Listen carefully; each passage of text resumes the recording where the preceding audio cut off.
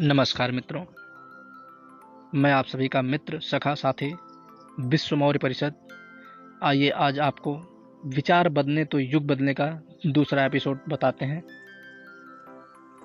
चलिए देरी ना करते हुए सुनते हैं। और हाँ, जिन लोगों ने मौर्य एक शासक परिवार यूट्यूब चैनल को सब्सक्राइब नहीं किया है वो लोग सब्सक्राइब कर लें ताकि ऐसी अनमोल जानकारियाँ आपको सबसे पहले मिल सके। चलिए देरी नहीं करते। चूँकि उत्कृष्ट विचारों की दुनिया का व्यवहारिक स्वरूप हमारी आंखों के आगे स्पष्ट नहीं है, वैसी स्थिति देखने को कहाँ मिले, कहीं वैसे दृश्य आंखों के आगे नहीं आते, इसलिए बात पूरी समझ में नहीं आती। यदि कहीं ऐसा समाज अथवा वातावरण सामने आ जाए जिसे देखकर उत्कृष्ट जीवन की सुविधाओं का अनुमान लगाया जा सके, तो निश्चित रूप से लोग उन स्थितियों में अपने को बदलने के लिए तैयार हो जाएंगे और यह अनुभव स्पष्टता करेंगे कि कुत्सित अवस्थाओं से लेकर भारभूत जीवन जीने की अपेक्षा उत्कृष्ट विचारधाराओं, उस उत्कृष्ट विचारणाओं को अपना कर जीना कितना सरल, सुखद, शांति और उल्लास से परिपूर्ण है। वह दिन आएगा, लाया जाएगा, जबकि लोग निकृष्टता की कष्टकर विभीषिका की हानि को समझेंगे और उसका घृणापूर्वक परित्याग करेंगे। वह दिन आएगा, लाया जाएगा, जबकि लोग उत्कृष्टता की सुखद संभावनाओं को मूर्तिमान देखेंगे और उसे निष्ठापूर्वक हृदयंगम को करने के लिए तत्पर होंगे। नवयुग बदला हुआ दृष्टिगोचर होगा। तब संत इमर्सन की भविष्यवाणी के अनुसार केवल युद्धों का ही अंत नहीं होगा, वरन रोग, शोक, ईर्ष्या, द्वेष, अभाव, असंतोष आदि सभी विकृतियों का समाधान हो जाएगा। तब मनुष्य परस्पर परिपूर्ण स्नेह सद्भाव के साथ रहेंगे। उन परिस्थितियों में मनुष्य को देवता और समाज को स्वर्ग कहने मानने में किसी को कोई आपत्ति ना रह जाएगी। यह परिवर्तन तोप तलवारों से संभव नहीं। दंड कानून के प्रतिबंधों का प्रभाव केवल शरीर पर पड़ता है। शरीर रोक रखा जाए और मन प्रतिकूल दिशा में चले तो वह प्रतिबंध देर तक कायम नहीं रह सकते। मनुष्य इतना चतुर है कि अपनी अंतरंग आकांक्षाओं की पूर्ति के लिए प्रतिबंधों को तोड़कर कोई न कोई गुप्त प्रकट मार्ग निकाल लेता है।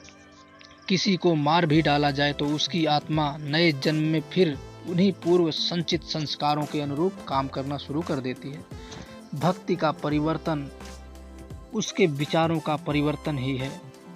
आस्थाएं बदलने से व्यक्ति का दृष्टिकोण बदलता है और उसकी सारी क्रिया पद्धति ही बदल जाती है। जो व्यक्ति आज नरक में पड़ा हुआ है, दूसरों को नरक में घसीट रहा है, वह यदि भावनात्मक स्तर पर पलटा खा जाए तो उसकी सारी गतिविधियां उल्टी हो सकती हैं।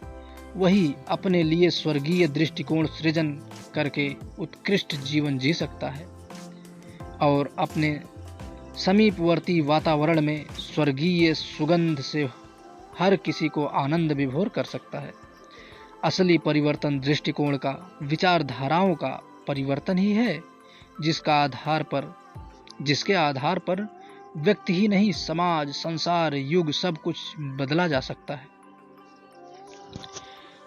जन आस्थाएं बदलने के लिए ऐसे दृश्य और अवसर विनिर्मित किए जाने चाहिए जिन्हें प्रत्यक्ष देखकर लोग यह अनुमान लगा सकें कि उत्कृष्ट विचारणाएं एवं आस्थाएं किस प्रकार की परिस्थितियां उत्पन्न कर सकती हैं। यह प्रयोग और प्रशिक्षण लोगों की वस्तु स्थिति समझने में सहायक सिद्ध होंगे। ऐसे आश्रमों की, परिवारों की, छात्रावासों की, सहकारी निर्वाह समितियों की स्थापना इस दृष्टि से बहुत उपयोगी रहेगी, जिसमें उत्कृष्ट स्तर के दृष्टिकोण संपन्न व्यक्ति साथ साथ रहकर उत्कृष्ट जीवन जिएं और उपलब्ध सुविधाओं की जानकारी सर्वसाधारण को देकर उन्हें वैसे ही अनुकरण की प्रेरणा दें। लोग बुरी बातों की नकल कर सकते हैं तो अच्छाई की भी नकल करेंगे। बुराई से अच्छाई की शक्ति अधिक है, इसलिए बुराई जिस तेजी से फैलती है, अच्छाई यदि ठोस तथ्यों पर आधारित हो तो उससे अधिक तेजी के साथ फैल सकती है। जी हाँ मित्रों, एकदम सत्य बात सुनिएगा। पर यह तो बहुत आगे की बात हो गई, अभी तो हमें कै ख गै शुरू करना है। उत्कृष्ट मनोभूमि के लोग हैं कहाँ, जिनका समूह एकत्रित किया जाए। उत्कृष्टता एक दिन में पैदा नहीं होती, वह बहुत समय के स्वाध्याय, सत्संग, चिंतन, मनन से क्रमशः उत्पन्न और परिपक्व होती है। जो भावावेश में एक ही क्षण दुर्जन से सज्जन बन आ जाते हैं, उन्हें फिर फिसल कर दूसरे ही दिन अपनी पुरानी जगह पहुंचने में देर नहीं लगती। जैसे विश्व मौर्य परिषद के साथ लोगों ने बुरा बर्ताव करके कह रहे थे कि हम तुम्हारे साथ हैं, जब तक सूरज चांद रहेगा तब तक साथ रहेंगे, अपितु रात गई बात गई और मुख्य पदाधिकारी विश्व मौर्य परिषद के छोड़ के चले गए, क्योंकि गंदे काम करने की अनुमति नहीं दिया विश्व मौर्य परिषद के मुखिया ने। चलिए वो सब बातें छोड़िए, आगे की बताते हैं। इसलिए नई दुनिया बसाने के लिए आज जो क्रम शुरू किया जाता है वह यह है कि उत्कृष्टता की विचारधारा का वैज्ञानिक और बुद्धि संगत तर्क और प्रयासों को परिपुष्ट स्वरूप जनसाधारण की मनोभूमि तक पहुंचने के लिए अथक प्रयत्न किया जाए। पिछले दिनों धर्म और आध्यात्म की शिक्षा, शास्त्र प्रवचन, रिद्धि सिद्धि, देवता की प्रसन्नता, स्वर्ग मुक्ति जैसे परलौकिक अप्रत्यक्ष आधारों पर दी जाती रही। अभी भी कथा प्रवचनों का वही आधार चल रहा है। इस बुद्धिजीवी युग में वे आधार अप्रामाणिक माने जा रहे हैं और उनकी उपेक्षा की जा रही है। इस उपेक्षा के पीछे एक कारण धर्म का वह स्वरूप भी है जो किसी समय श्रद्धालु मनोभूमि के लिए समाधान कारक रहा होगा, पर आज उपयोगिता सिद्ध नहीं कर पाता। फलतः लोग उसे संदिग्ध, अप्रामाणिक एवं काल्पनिक कहकर उपेक्षा में डाल देते हैं। धर्म का वास्तविक स्वरूप वैसा पोला नहीं है जैसा कि आज समझा और समझाया जाता है। उसके पीछे ठोस आधार है, तर्क है, प्रमाण और सच्चाई के आधार पर धर्म एवं आध्यात्म के सिद्धांत पूरी तरह खरे हैं। आवश्यकता इस बात की है कि समय के अनुरूप बुद्धि संगत ढंग से उस उत्कृष्ट विचारधारा को प्रस्तुत किया जाए। यह आवश्यकता और ठीक ढंग से पूरी की जा सके तो कोई कारण नहीं कि वर्तमान पीढ़ी उसे स्वीकार न करे। साम्यवाद में नई विचारधारा बुद्धि संगत ढंग से प्रस्तुत की गई तो 50 वर्ष के भीतर संसार की आधी से अधिक आबादी ने उसे स्वीकार ही नहीं, कार्य रूप में परिणत करना भी आरंभ कर दिया।